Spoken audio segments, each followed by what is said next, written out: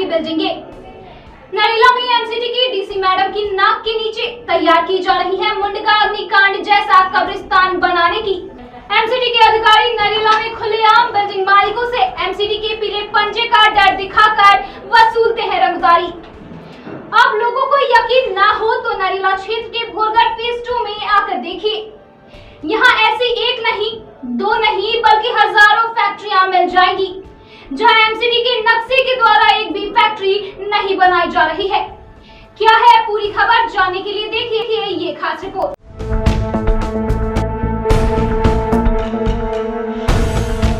बाहरी दिल्ली के नरेला में एमसीडी की मिलीभगत से तैयार की जा रही हैं मौत की बिल्डिंगें। नरेला में एमसीडी की डीसी मैडम की नाक के नीचे तैयारी की जा रही है मुंडका अग्निकांड जैसा कब्रिस्तान बनाने की। एमसीडी के अधिकारी नरेला में खुलेआम बिल्डिंग मालिकों से एमसीडी के पीले पंजे का डर दिखाकर वसूलते हैं रंगदारी।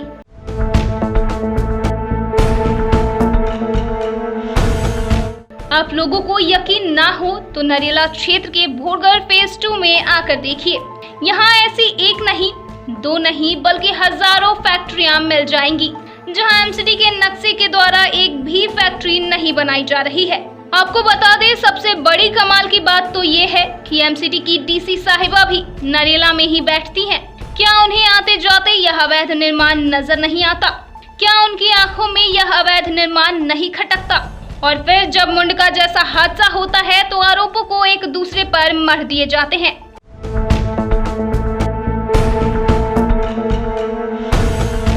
आपको बता दें, नरेला के भोरगढ़ फेज 2 में एमसीडी और पुलिस प्रशासन की मिलीभगत से यहां पर हजारों फैक्ट्रियों के बनने का काम बिना नक्शे के धड़ल्ले से चल रहा है। सूत्र बताते हैं कि इन फैक्ट्री मालिकों को बेसमेंट की परमिशन है ही नहीं, पर फैक्ट्री मालिक एमसीडी और पुलिस प्रशासन से मिलकर 10 से 12 फुट का बेसमेंट तैयार कर रहे हैं। आपको बता दें, एमसीडी के उच्च अधिकारियों के द्वारा जिस प्रशांत शर्मा नाम के जेई को इस वार्ड में लगाया गया है, सूत्र बताते हैं कि वार्ड 5 में प्रशांत शर्मा के ऊपर पहले भी भ्रष्टाचार के आरोप लग चुके हैं। जब इस वार्ड में प्रशांत शर्मा जेई पर आरोप लगे थे तो इस जेई का वार्ड नंबर 5 से दूसरे वार्ड में ट्रांसफर कर दिया गया था और फिर कुछ समय बीत जाने के बाद दोबारा से इसी वार्ड में इन्हें लगा दिया गया। सबसे बड़ी बात तो ये है कि अगर किसी भी एमसीडी के जेई या एई को किसी भी वार्ड में लगाया जाता है तो उसे 3 से 6 महीने में उस वार्ड से दूसरे वार्ड में चेंज कर दिया जाता है। पर आपको बता दें, प्रशांत शर्मा नाम का जेई लगातार 1.5 साल से इसी वार्ड में कार्यरत है। यह भी एमसीडी के उच्च अधिकारियों पर एक बड़ा सवाल खड़ा होता है। क्या एमसीडी का प्रशांत नाम का यह जेई क्या अधिकारियों को इस वार्ड नंबर 5 से मलाई ला कर देता है, यानी कि मोटी रिश्वत, जो अब तक इस जेई का वार्ड नंबर 5 से दूसरे वार्ड में ट्रांसफर नहीं किया गया। अब ऐसे में आप खुद ही अंदाजा लगा सकते हैं कि अगर वार्ड नंबर 5 में कोई हादसा हुआ तो उसका जिम्मेदार एमसीडी प्रशासन होगा या दिल्ली पुलिस। ये सबसे बड़ा सवालिया निशान खड़ा होता है। इन तस्वीरों को देखकर आप खुद अंदाजा लगा सकते हैं। अगर भोरगढ़ फेज 2 में बनने वाली इन फैक्ट्रियों की बात करें तो यहाँ मुंडका जैसा अग्निकांड दोबारा दोहराए जाने की पूरी तैयारियां जोरों शोरों से चल रही हैं। क्यों ना एमसीडी और दिल्ली पुलिस के द्वारा इन फैक्ट्री मालिकों को फैक्ट्री बनाने से पहले ही रोक दिया जाए।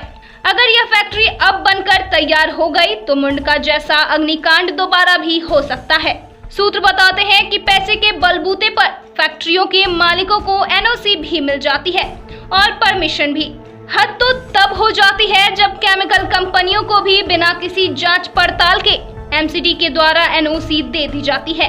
अब देखना लाजमी होगा कि एमसीडी की डीसी साहिबा व उच्च अधिकारी व दिल्ली पुलिस वार्ड नंबर 5 में बनाई जा रही फैक्ट्रियों और इनके मालिकों और एमसीडी के जेई प्रशांत शर्मा, जिसकी देख रेख में ये फैक्ट्रियां बनाई जा रही हैं, इन सब पर क्या कार्रवाई करते हैं, यह तो आने वाला समय ही बताएगा। ब्यूरो रिपोर्ट, दिल्ली समाचार।